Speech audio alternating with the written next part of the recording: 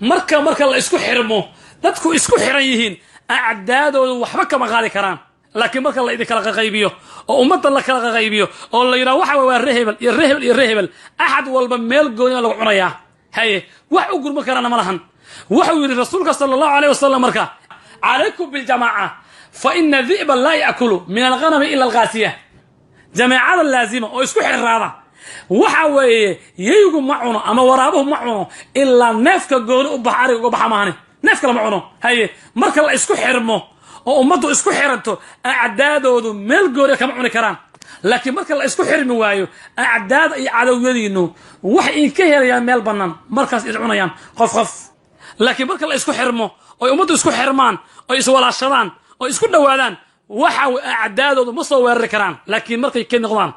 markii waxa weeye la kaliyoobo qof kasta meel gooni lagu cunaya qof kasta waxa lagu cunaya meel gooni ah ila wax ka celnay ma lahane haye allah jalla wa ala waxu nafariya marka wa'tasimu bihablillahi jami'an wala tafarraqu haye harga alla ku wada dhaga dhamaantiin weeye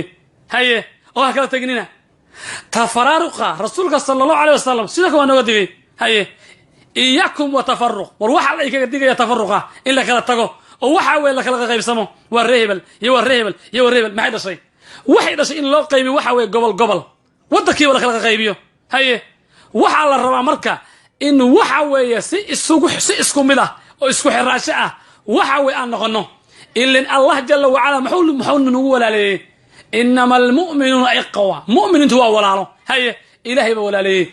laakiin waa rehebel iyo khabiirku waa nuucaas iyo khabiirku waa saan haye maxuu tari karaa marka jalla wa ala wuxuu tilmaamayaa inna akramakum inda Allah atqaakum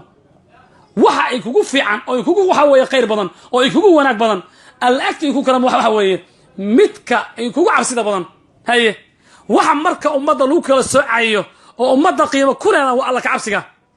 laakiin hadii gooni loo kala baxo oo waxad walba gooni u baxo cadawgiisu meel gooni ayuu ka helayaa shaydaanka ugu horeeya haye acdaada kale ee waxa weeye gaalada ah ku soo xigta